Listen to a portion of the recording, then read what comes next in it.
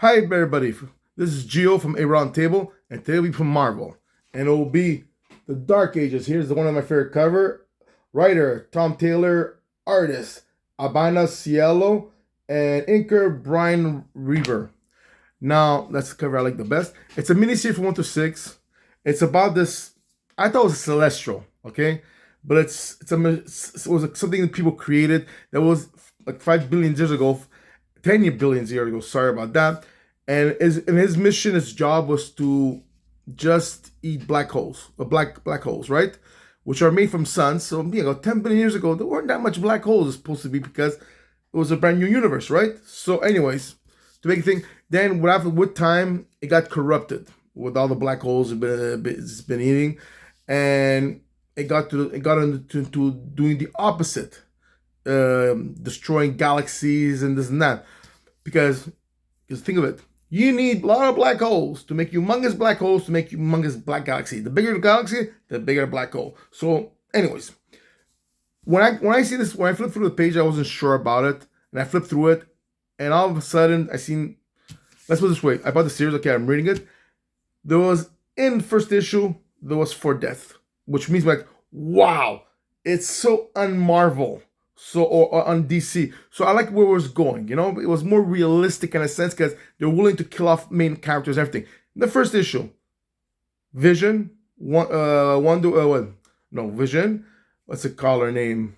Wanda. Thank you. What the Thing and Doctor Strange. They all died in the first issue. And what happens to combat this thing? This thing was buried inside in the earth, and when it once gets full power, it will rip itself off through the earth, and so that's the way. That's the only way. Like, well, it's supposed to be once it escape. Now I don't know why he cannot come intangible. He's such a powerful being. There's 2.5 million ways he could do, but he has to rip the earth apart. Okay, so Doctor Strange opened this portal. The only way he found out to defeat this humongous powerful being, and this portal has electric magnetic pulses, which is and this portal is from multi universe, whatever he got from what dimension he got. So that pulse and everything, since the unmaker is kind of made of, she's like kind of like a robot kind of science kind of stuff. It was able to shut it down. But at the same time, the reason Strange got killed and the portal left open, that the electric impulse affects the whole Earth. So anything with technology goes down.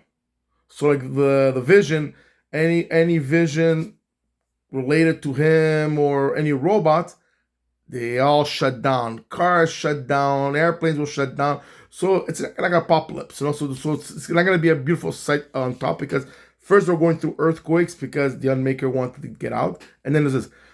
But anyways, so that's why I liked about it. The death automatically goes. They're going somewhere that I wasn't able to foretell. So the whole story, I like it. I mean, I really did like it. There's little things I'm not crazy about it, but overall, I liked it. The only thing I hate first, it should be more than 6 miniseries because there's a lot of details, a lot of things we could have seen. They might do it later on. The Dark Age, the missing storylines, and all that.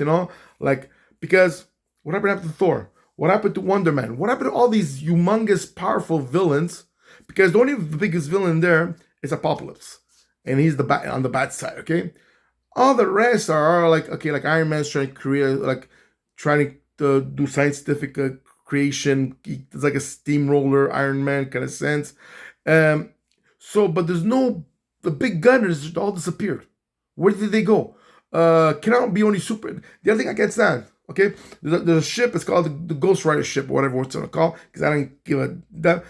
Why that ship of pirates, whatever, right? Because you don't forget, boats in those days now at that time works or by air, like the wind and everything, or by steam, or superpower people that are able to push it or control the wave of the ocean and all that kind of thing. Okay? Besides that, the engines, all these things don't work because of that reason, right? But here's the point: Ghost Rider pirates example. Why Ghost Rider? And there were like a dozen of them on the ship. Why make them that? I mean, they could have made it like a bunch of villains and superheroes. Because now you think of it, it's an apocalypse. Okay, so the world has to restart. But who knows how much death there is? Civilization is no more the way it used to be. So it's not like it's almost like The Walking Dead, but in a different way, kind of sense. But it's like they're talking about the Earth, example, the sun. The sun creates a humongous sunspot, and it's humongous. It could put Earth in an electrical downfall for a couple of days or hours, whatever. And who knows? That's what they assume. The bigger it is, the longer it's going to be. So overall, it's very and that's true. And the Ghost Rider ship, they should make it like villains and superheroes. All the ones we don't see over there, who we think they might turn villains, maybe like the Punisher or whatever. Any superheroes that might go on the other side. There's nothing wrong with that, because it's a different world, everything. And the other thing, I'm not crazy because Apocalypse had a couple of superheroes that he controls with the Purple Man, okay, and he had Captain Marvel. Now, don't tell me a lot of things he does in this comic book, the storylines, everything. I mean, Captain Marvel. There's no Thor, nothing. Who the heck can stop her at the speed I think she does? So there was a lot of things that could have been better. Oh yeah, and there's one thing. It's my con of all cons. It's that Moon Girl and Devil. Okay, to me, I don't understand. I can't get involved in that thing. It bothers me with you, Squirrel Girl. It's made to be Marvel for kids, not Marvel in the more kind of realistic world kind of sense. So the stories are more realistic. Because here she's supposed to be smart, the smartest girl in the world, more than Reed Richard. Yeah, right. And then that's why she's riding a T-Rex through New York. And that T-Rex was able to be in the lobby of the Baxter building. Okay, who has doors that big and who has ceilings that high? And then, okay, what are you feeding that T-Rex to be alive? And if you're the smartest woman in the world, logically, in your brain, it doesn't make sense to have a T-Rex in modern time. Okay? I mean, create yourself a transportation. Get a jetpack. Get something. Get a mini ship that flies you around and everything.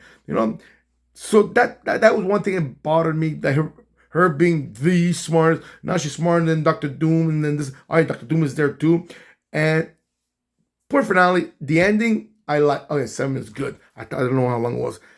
I like the ending, the surprise, how they got eliminated Apocalypse, and to win the fight and everything, or the war, how you prefer it, going at it, and Apocalypse using the Purple Man to control some of the big, like Tony Stark, Reed Richard, Hank the Beast there from the X-Men, and who knows who else is in there. I like the ending. I like how what's called Moon Girl had her plan, and Dr. Doom go, "Ooh, very smart. I like your strategy."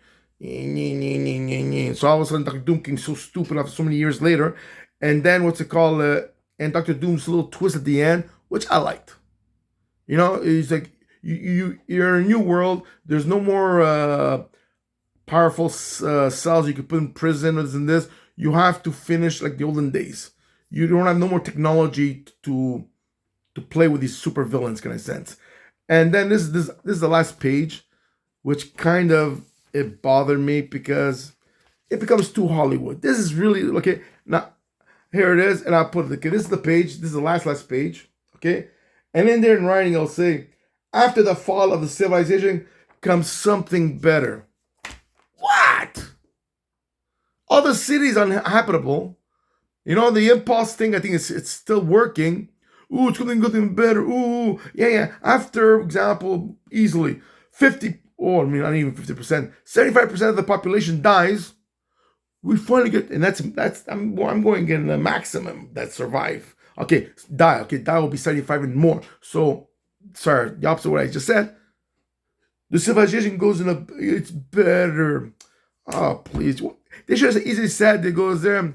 Now we have to find a way that if we can alter and change this present day, where not so many wasteless deaths happen, when it could have been, when we have the smartest minds, could have prevented, with all these intelligent people getting free from the apocalypse, and they know what they're into it, Can they change their past to make a better future? That'll be my way. So anyways, back off because it's 10 minutes. I'm trying to make it 10 minutes. Geo out, and I'll see you in the next review. I hope you enjoy this thing. And trolls too. You don't have to like it. I like it too. Don't worry about it. To each their own. Okay, bye guys.